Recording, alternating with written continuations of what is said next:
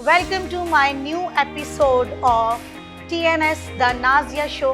आज हमारे साथ जो लेडी हैं वो एक दबंग और सक्सेसफुल लेडी हैं जिन्होंने अपना करियर एक हाउसवाइफ से पॉलिटिकल लाइफ में शुरू किया और इस मैदान में उन्होंने सक्सेसफुली अपना नाम जमाया है और बहुत एक्टिव है वो। She is Sonia Ashir. वो इस वक्त ह्यूमन राइट्स पे, माइनॉरिटी अफेयर्स और वीमेन एम्पावरमेंट के ऊपर गवर्नमेंट ऑफ पंजाब के साथ काम कर रही हैं। तो हम वेलकम करते हैं अपने इस फूड एंड ट्रैवल शो में मिस सोनिया आशिर को।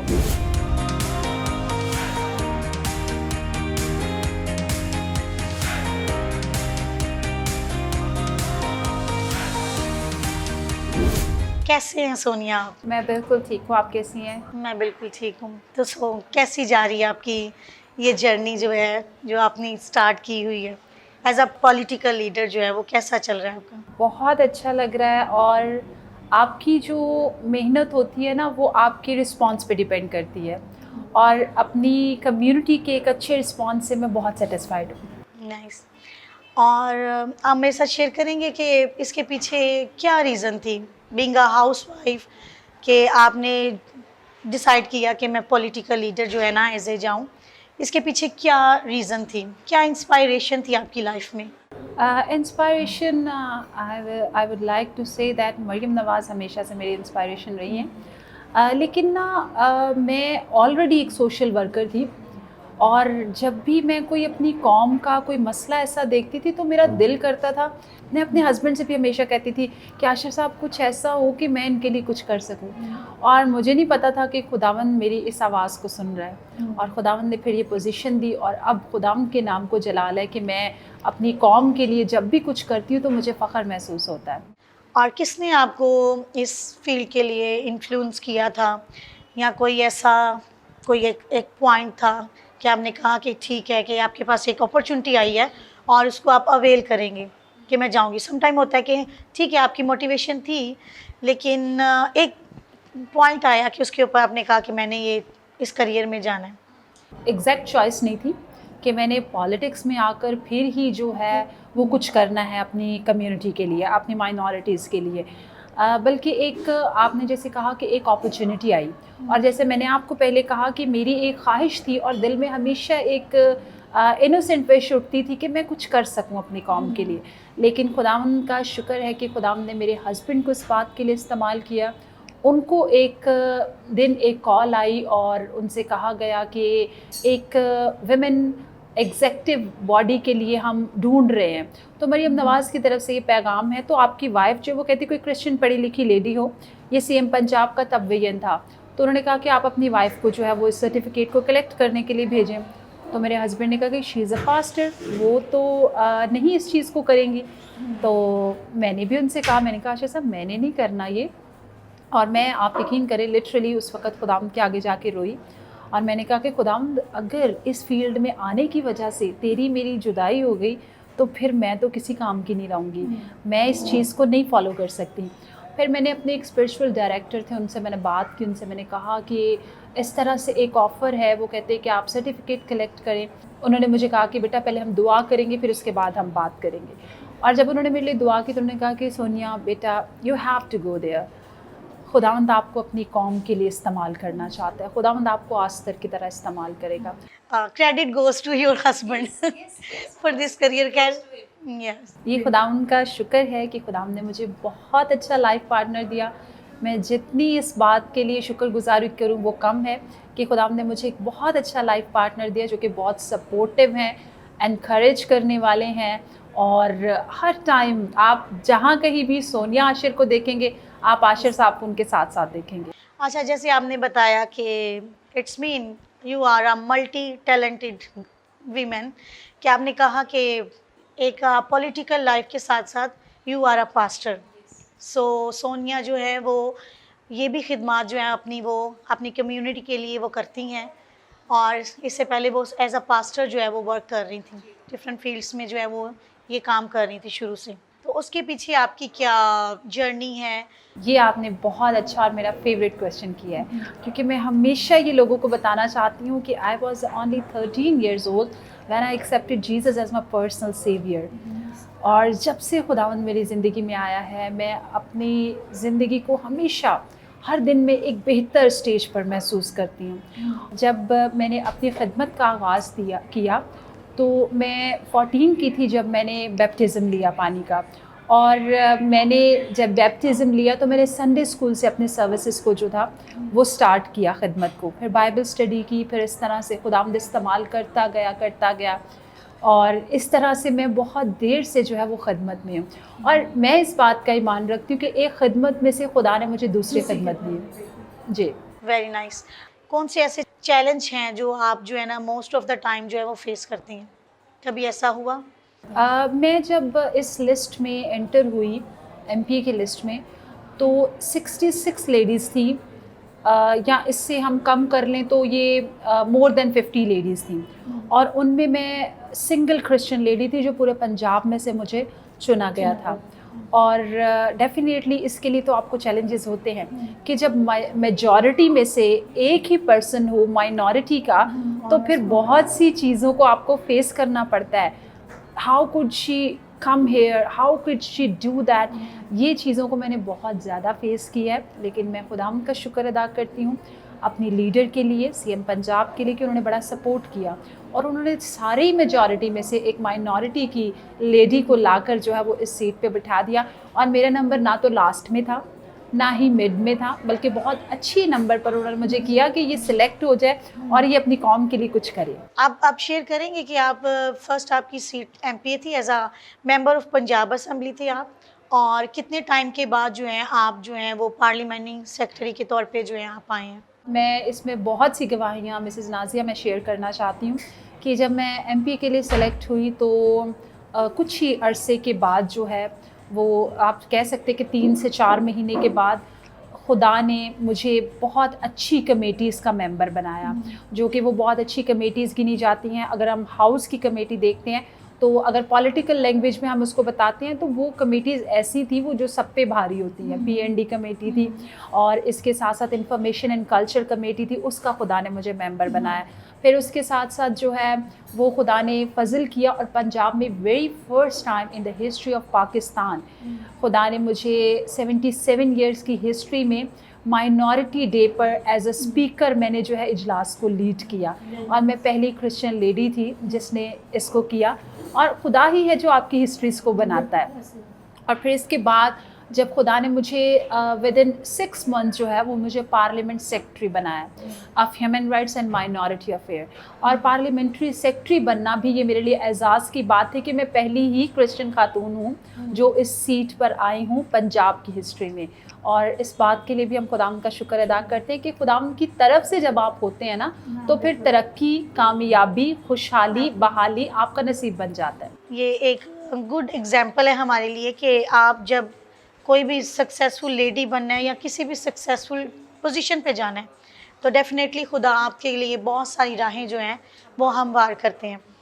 अच्छा, कभी आपको अपने करियर में फ़ील हुआ हो क्रिटिसिज्म किसी ने किया, वहाँ पे आपका रिएक्शन क्या होता है? जो क्रिटिसिज्म होती है ना मिसेज़ नाज़िया, ये बहुत ही मुश्किल टाइम होता है कि आपको इसको फेस कैसे करना है। हाँ। आप जब अपनी हर तरफ से मुखालफत देखते हैं ना, बहुत गुस्सा आता है, बहुत ज़्यादा गुस्सा आता है कि मैं तो इन लोगों को समझ रही थी कि मेरे साथ हैं और यही मेरे खिलाफ उठ के बैठ गए। और मेरे साथ ऐसा हुआ है, मैंने ये चीज़ें फ़ेस की हैं। हम एक जगह पर थे, कुछ लोग वहाँ पर बैठे हुए थे, और जब मैंने देखा कि मैं बड़े फ़ख्र से, उससे पहले चंद ही मिनट पहले मैं बता रही हूँ कि ये सब मेरे साथ हैं, मैं किसी से बात कर रही हूँ, ये सब मेरे साथ हैं, तो उन्होंने कहा अच्छा ये आपके साथ है? मैंने कहा बिल्कुल ये मेरे साथ हैं। और उन्होंने कहा चलिए ठीक है अभी देख लेते हैं। और एक ऐसा मोड़ आ गया, एक ऐसा टाइम आ गया, उन्होंने कहा जी सोनिया के आप साथ? उन्होंने कहा नहीं जी नहीं, असी तो सोनिया दे नाल नहीं, हम तो सोनिया के साथ नहीं। और आप यकीन करें कि मैंने वहाँ पर एक लफ्ज़ नहीं बोला, सिर्फ मैंने उस जगह को छोड़ना जो है ना वो उस वक़्त मुनासिब समझा और मैं फिर वहाँ से उठ के आ गई। आज हम जो हैं वो बैम्बू यूनियन पे हैं, तो हम डिसाइड करते हैं कि हम खाएंगे क्या, तो साथ साथ फिर हम जो है वो बात करेंगे।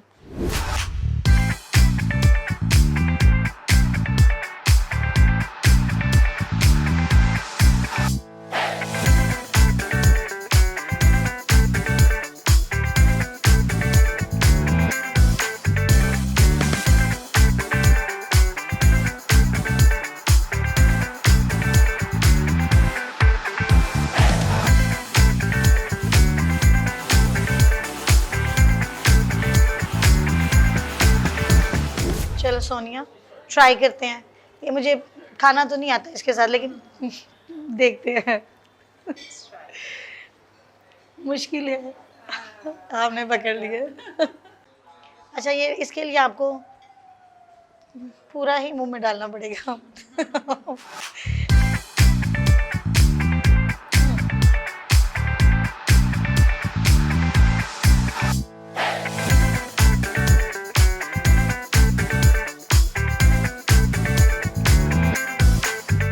अच्छा सोनिया, आपके इस पोजीशन पे रहते हुए फ्यूचर क्या प्लान है? क्या आप क्या करना चाहती हैं for the minorities, for the women's empowerment? आपने क्या सोचा? अच्छा, अगर आती है वुमेन एम्पावरमेंट पे बात, तो फिर हम देखते हैं कि पाकिस्तान का जो ज़्यादातर हिस्सा है वो ख़वातीन पर ही है, लेकिन हमारी मोस्टली ख़वातीन जो हैं वो बहुत ज़्यादा जो वो पसमानदा इलाक़ों से या माहौल से जो है वो ताल्लुक़ रखती हैं। और मेरी ये ख्वाहिश है कि मैं इनको किस तरह से एम्पावर कर सकती हूँ। इनको हम बिज़नेसेस दे सकते हैं, इनको हम एजुकेशन दे सकते हैं। हाँ, एजुकेशन अगर नहीं भी हर किसी तक पहुँच पाती ना, तालीम तो बहुत बड़ा शऊर है, लेकिन अगर एजुकेशन नहीं भी पहुँच पाती तो मैं कहती हूँ उनके पास बिज़नेसेस हों, ताकि अपनी फैमिलीज़ को सपोर्ट करें। बहुत सी हमारी बहनें ऐसी हैं जो शादी ही नहीं करती हैं, अपने पेरेंट्स को सपोर्ट करने के लिए, अपने बहन भाइयों को सपोर्ट करने के लिए, अपनी फैमिलीज़ को जो है वो चलाने के लिए। तो इस चीज़ को जो है ना, मैं चाह रही हूँ कि हम एजुकेशन को आम करें और इनके बीच में बिज़नेसेस को लेकर आएँ, ताकि ये विमेन जो है वो किसी मर्द की तरफ ना देखे, बल्कि वो अपने आप को खुद स्टैंड दे सके कि मैं ये करना चाहती हूँ और मैं ये कर सकूँ। और दूसरी बात आपने पूछी माइनॉरिटीज़ की, मेरी ये दिली ख्वाहिश है, मैं ऑलरेडी असेंबली में जो है, पंजाब असेंबली में इस बात को जो है वो कर चुकी हुई हूँ कि माइनॉरिटीज़ के पास जो है वो 5% कोटा जो है वो मुकम्मल तौर पर नहीं पहुँचता। ठीक है, वो 2% पे भी नहीं काम होता, 2% पे भी नहीं काम होता है हमारी जॉब्स को लेकर। तो इसको जो है वो मैं एम्पावर करवाने की कोशिश कर रही हूँ। और ये खुदा का शुक्र अदा करती हूँ कि मेरी स्पीच के बाद मैं आपको अभी एक वीडियो भी दिखाऊंगी कि मैंने जो स्पीच दी थी 5% कोटा पे, उसमें हमारे बहुत से मसीही नौजवान जो है वो पुलिस में अपॉइंटेड हुए इस बात के लिए, आफ्टर दिस स्पीच। और खुदा का शुक्र है कि अब इसको इम्प्लीमेंट की तरफ हम ला रहे हैं। तीसरा जो मेरा पॉइंट है वो ये है कि हमारे लिए मसाक सेंटर्स तो बनाए गए हैं, लेकिन मसाक सेंटर में कोई भी हेल्पलाइन नहीं। जैसे 15 है, 15 पे बहुत सी बातें ऐसी नहीं भी सुनी जाती। हमारी बच्चियों के साथ कोई ना कोई मसला हो जाता है, ज़्यादती हो जाती, कोई ऐसे केसेस हो जाते हैं जिनकी वजह से पेरेंट्स जो है वो थानों के चक्कर लगा लगा के थक जाते, लेकिन उनको इंसाफ नहीं मिलता। अब मैं ये समझती हूँ कि अगर मसाक सेंटर खोला है तो इसके लिए कोई हेल्पलाइन भी दे कि फ़ौरन हमारी बात सुनी जाए, और इस पर भी मैं काम कर रही हूँ। और ये भी जल्दी जो है हमारी जो न्यू हेल्पलाइन है वो भी इंट्रोड्यूस हो जाएगी।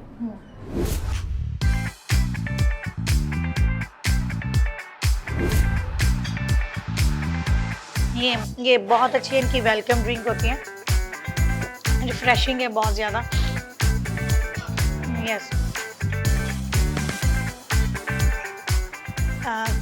ये ट्राई करते हैं।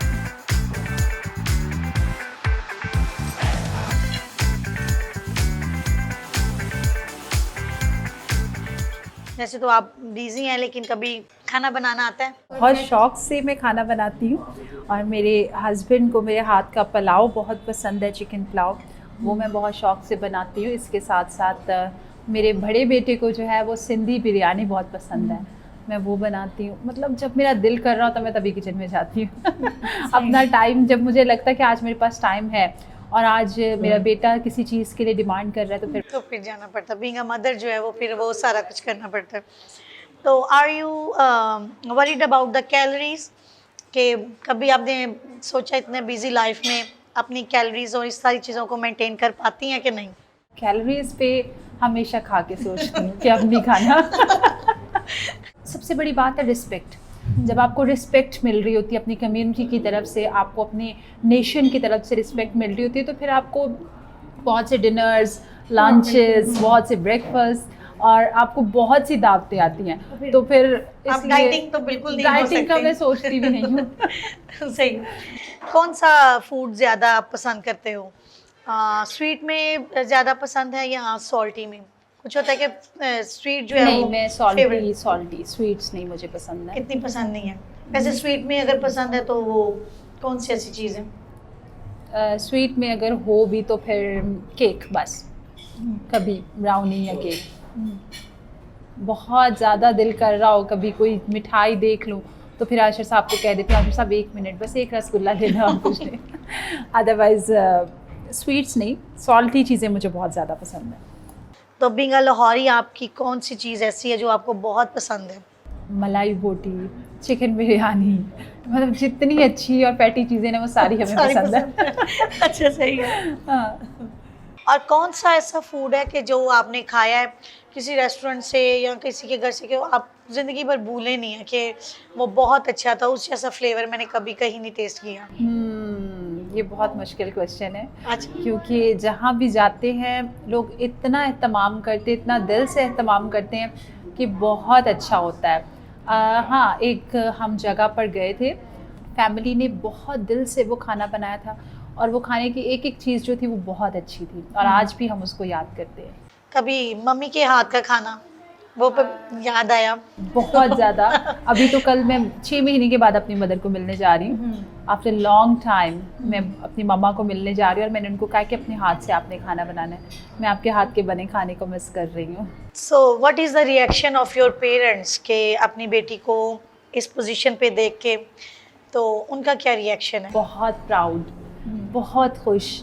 और मैं समझती हूँ कि आपके जो पेरेंट्स होते हैं ना वो हमेशा बेटों पर फ़ख्र करते हैं इस बात का कि मेरे बेटे ने मेरे नाम को बढ़ाया। और मैं इस बात का बड़ा फ़ख्र अदा करती हूँ कि खुदावंद का शुक्र अदा करती हूँ कि मैं इस बात के लिए बड़ी खुश हूँ जब मेरे पापा ने कहा कि लोगों के बेटे उनका नाम बनाते हैं और मेरी बेटी ने मेरा नाम बनाया। तो लोग मुझे कहते हैं कि ये सादिक साहब की बेटी है, ये सादिक साहब की बेटी है, ये परवीन की बेटी है। तो खुदावंद का शुक्र है कि मेरे पेरेंट्स बहुत खुश हैं।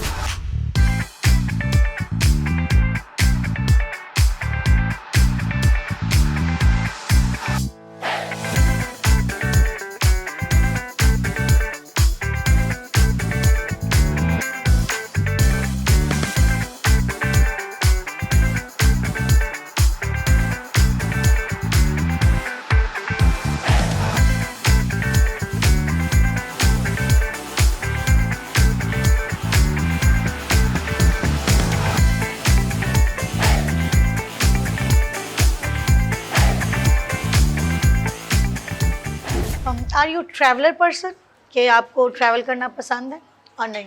मिसेस नाज़िया, हमारे पास इतना टाइम ही नहीं होता कि हम पिकनिक करने जाएं या बच्चों को बाहर आउट ऑफ सिटी लेकर जाएं।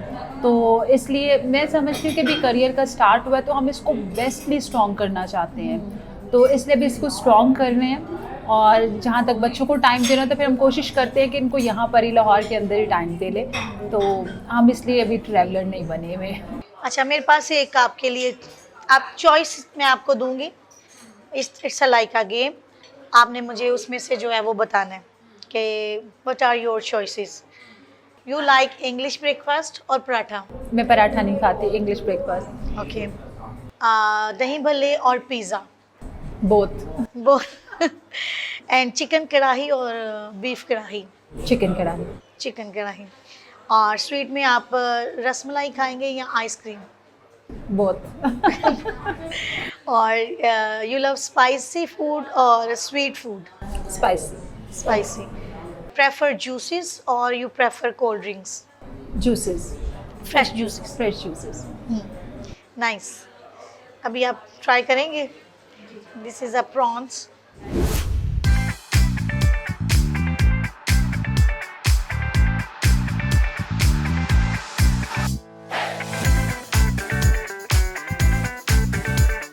फैमिली सपोर्ट आपको कैसी है?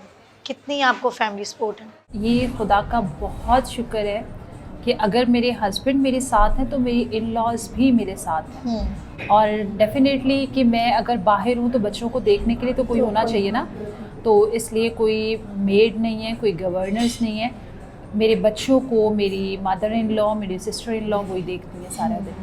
तो खुदा का शुक्र है कि उनकी बहुत सपोर्ट है। मैं सारा दिन भी घर ना जा सकूं, मैं 2 दिन भी घर ना जा सकूं, मुझे इस बात की फ़िक्र नहीं होती मेरे बच्चों ने खाना खाया नहीं खाया, उन्होंने पता नहीं अच्छी नींद ली है कि नहीं ली, उन्होंने कपड़े चेंज किए हैं कि नहीं किए। बहुत अच्छे और सपोर्टिव है मेरे इन-लॉज़, खुदा का शुक्र है। Very nice. अच्छा सोनिया, आप शेयर करेंगे कि आपका दिन का आगाज़ कैसे होता है? सुबह से लेके शाम तक आपकी क्या रूटीन रहती है? सबसे पहले तो सुबह 5 बजे उठ के हमने पूरी फैमिली ने प्रेयर करनी होती है। 5 से 6 बजे तक 1 घंटा हम प्रेयर करते हैं। उसके बाद मेरे बेटे की स्कूल की टाइमिंग स्टार्ट हो जाती है, उसको रेडी करके स्कूल भेजती हूँ, फिर थोड़ी देर बाद मैं सो जाती हूँ। बच्चे भी उठते हैं 5 बजे? बच्चे नहीं उठ पाते क्योंकि बेटे को फिर स्कूल के लिए उठाना होता है। तो क्योंकि मैंने आपको बताया कि मैं जॉइंट सिस्टम में हूँ, तो इसलिए हम सब उठते हैं प्रेयर के लिए। तो बच्चों ने फिर सारा दिन जो है वो फिर सोना नहीं होता, इसलिए फिर होती है कि उनको स्कूल टाइम पे उठाएं। फिर जब बेटे को स्कूल भेज लेती फिर मैं कुछ देर के लिए रेस्ट करती हूँ, क्योंकि उसके बाद सारा दिन रेस्ट नहीं मिलती। फिर ऑफिस जाना होता है, क्योंकि ऑफिस में लोगों को एक तजस्सुस आप समझ लें या मोहब्बत है, प्यार है, लोग मिलना चाहते हैं। फिर हमें कॉल आना शुरू हो जाती है कि हम ऑफिस आ रहे हैं। फिर दिन का आगाज़ फिर हो गया, दिन का आगाज़ हो गया, फिर सारा दिन वहीं, फिर वहाँ से हमें किसी न किसी मीटिंग के लिए मूव करना पड़ता है।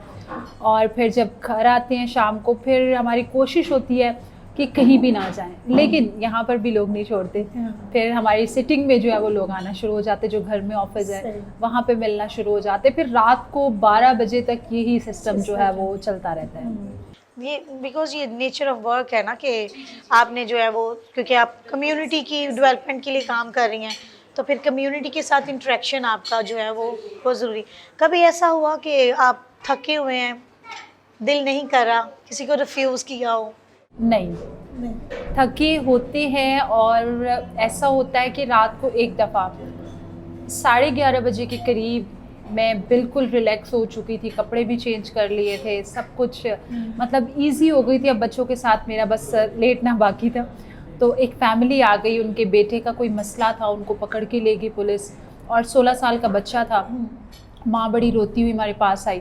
तो आशिष साहब पहले ही उस चीज़ को जो है वो डील कर रहे थे, लेकिन मुझे नहीं पता कि वो उस केस को डील कर रहे हैं। फिर उन्होंने कहा कि वो आपसे मिलना चाहते हैं। मैंने कहा आशिष साहब अभी तो मैं बैठी हूँ। तो उन्होंने कहा कि उसकी मदर ऐसे ऐसे जो है ना वो रो रही। फिर से दोबारा जो है वो अपने आप को फ्रेश किया और फिर उनके पास गए। तो इस तरह तो ये चीज़ जो है ना वो खुदा का शुक्र है कि लोगों को पता है कि अगर हम इधर आएँ तो हो जाएगा। तो ये बात आम है कि इस टाइम पे भी लोग जो ना आ जाते हैं, तो फिर रिफ्यूज़ नहीं, कोशिश होती है रिफ्यूज़ ना करें, क्योंकि आप पे कोई ट्रस्ट करके आपके पास आया है, तो इसलिए फिर मिलते हैं। This is called the community service. जी बिल्कुल, कि आप जब भी आपको किसी को ज़रूरत है तो आपने अवेलेबल होना है, उनके लिए टाइम निकालना है। अच्छा सोनिया, मेरा आपसे एक क्वेश्चन है कि आप यंग गर्ल्स को या वीमेंस को आप जो आना चाहते हैं इस फील्ड में, तो उनको आप क्या मैसेज देना चाहेंगे? उनके लिए क्या अवेलेबिलिटी है, उनके लिए क्या क्राइटेरिया है? अगर फ्यूचर में आपसे इंस्पायर होके तो कोई चाहे कि मैं इस फील्ड में आऊँ, तो आप क्या उनको राय देना चाहेंगे? मैं यही कहना चाहूँगी कि सबसे पहले आप खुदा की मर्ज़ी को जानें कि खुदा आपकी ज़िंदगी में इस बात को रखता भी है या नहीं है। बाज़ औक़ात ऐसा होता है कि हम एक फ़ील्ड चूज़ करते हैं कि ये मेरी चॉइस है, मैंने जाना है, लेकिन खुदा की उसमें मर्ज़ी नहीं होती है। पहले खुदा की मर्ज़ी को जानें। और अगर आप पॉलिटिक्स में आना चाहते हैं तो डेफ़िनेटली अगर आपका ये पैशन है कि मैंने अपनी कम्युनिटी को सर्व करना है, मैंने इनको डिफेंड करना है, मैंने डिफेंडर के तौर पर सामने आना है, तो आपके पास इससे अच्छा प्लेटफॉर्म कोई नहीं हो सकता कि जब आप गवर्नमेंट में होते हैं आपके पास बहुत सी अथॉरिटीज़ होती हैं, तो आप बहुत इजीली जो है वो इसको सर्व कर सकते हैं अपनी कौम को। तो ज़रूर अगर आप आना चाहते हैं तो बड़े अच्छे तरीके से खुदा की मर्ज़ी को जानते हुए इस आप फील्ड में अपना पैर रख सकते हैं। और इसके लिए कोई ऐसा प्लेटफॉर्म है कि वहाँ पे अप्लाई करें, जैसे नर्सिंग है या कोई भी ऐसी फील्ड है कि उन्होंने किया होता है, तो आपने जब ज्वाइन किया है गवर्नमेंट की तरफ से कौन सा ऐसा आपको किस टाइम पे मिलते हैं, इश्यूज़ होती हैं, जॉब्स हैं या इस तरह की ऑफ़र्स हैं कि आप उनमें अप्लाई कर सकते हैं? अच्छा, हर जॉब का एक अपना क्राइटेरिया होता है, एक अपना प्रोसेस होता है। इट्स नॉट अ जॉब, ये आपका एक्सपीरियंस देखा जाता है इसमें, ठीक है। इसमें ठीक है। आपका पैशन देखा जाता है इस फील्ड में, आपका इंटरेस्ट देखा जाता है इस फील्ड में, और इसका एक टाइम होता है, ठीक है। जैसे कि 5 साल के बाद, अब हम इस गवर्नमेंट में हैं, 4 साल के बाद, 5 साल के बाद जब गवर्नमेंट चेंज होती है, दोबारा इलेक्शंस का टाइम आता है, तो फिर आपके पास चांस होता है कि आप इसमें जो है वो अपना नाम दे सके, अपना फॉर्म जमा करवा सके, फिर ये चीज़ आती है। पॉलिटिकल बैकग्राउंड इफेक्ट करती है? अगर आपकी पॉलिटिकल बैकग्राउंड है और अगर आपने दिखाया हुआ है कि मैं काम करना जानती हूँ या जानता हूँ, फिर आपके लिए मौका हासिल करना बहुत इजी हो जाता है। नहीं, मेरा कहने का मतलब है कि आपकी फैमिली मेंबर्स ऑलरेडी अगर वहाँ पे हैं तो ये चीज़ आपको जो है वो हेल्पफुल होती है इस फील्ड में? डेफिनेटली। देखिए, मेरे हस्बैंड जो थे वो इस फील्ड में ऑलरेडी काम कर रहे थे।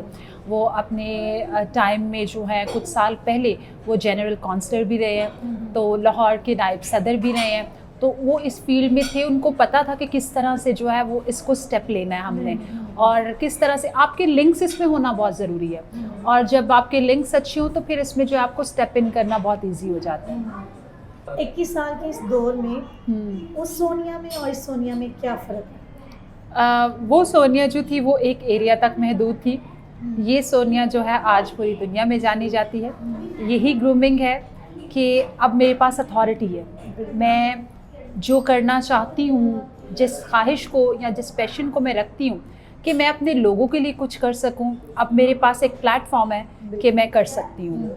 और ये बिग एग्जाम्पल है हमारे लिए कि जो जितनी यंगस्टर हमारी गर्ल्स हैं, वीमेंस हैं, कि ज़रूरी नहीं है कि बेटे ही सब कुछ कर सकते हैं। खुदा उनको भी ब्लेस करे, वो भी करें, लेकिन आज के दौर में बेटियां भी बहुत कुछ कर सकती हैं, कुछ भी इम्पॉसिबल नहीं है। If you have a good education, if you have a good career, so you can do anything. So Sonia is the big example for us. वो इंस्पायरेशन है हम सब कम्युनिटी के लिए कि उन्होंने अपनी फील्ड में जो है ना इतनी सक्सेसफुली जो है और ग्रेसफुली जो है वो काम कर रही हैं। और उन्होंने अभी आप देखते हैं कि सोशल मीडिया पे उनकी जो जितना काम है, जितना उनका करियर है, वो सब हमें दिखाई देता है। इसलिए आज के प्रोग्राम में हमने चाहा कि हम उनको इनवाइट करें और उनके साथ जो है वो टाइम स्पेंड करें, उनके साथ फूड एंजॉय करें, उनके करियर की बात करें। सो ये था हमारा आज का एपिसोड जिसमें हमने सोनिया को इनवाइट किया था। She is a inspiring lady for us. वो हमारे लिए मोटिवेशन है एज अ वीमेन, हमारे वीमेंस कम्युनिटी के लिए, और वो पैशनेट है अबाउट देयर करियर, और वो सरगर्म है हमारे सबकी वेलफेयर के कामों के लिए, कम्युनिटी सर्विस के लिए। हम उम्मीद करते हैं कि वो आइंदा अपनी सर्विस को जारी रखेंगे और माइनॉरिटीज़ के लिए, वीमेंस के लिए बहुत सारे काम जो हैं वो कर पाएंगी, अपनी सर्विसेज में सरगर्म रहेंगी। थैंक यू सोनिया, आपका यहाँ आने का बहुत शुक्रिया। उम्मीद करते हैं कि आपने फूड एंजॉय किया होगा और हमारी जो कंपनी है उसको एंजॉय किया होगा। हम दुआ गो हैं आपके लिए कि खुदा आपको इसी तरह जो है वो ब्लेस करे और आप इसी तरह अपने जो है वो मिशन में सरगर्म रहें। Thank you very much Mrs Nazia. और मैं अपने नाज़रीन से ये कहना चाहूँगी कि आपने TNS शो जो है वो लाजमी देखना है। इस चैनल को भी सब्सक्राइब करना है, लाइक करना है, शेयर करना है, ताकि बहुत से लोगों तक जो है वो आप अपनी आवाज़ को पहुँचाएँ और इस शो के ज़रिए से जो है वो आप दुनिया की आवाज़ बन जाए। बहुत शुक्रिया आपका।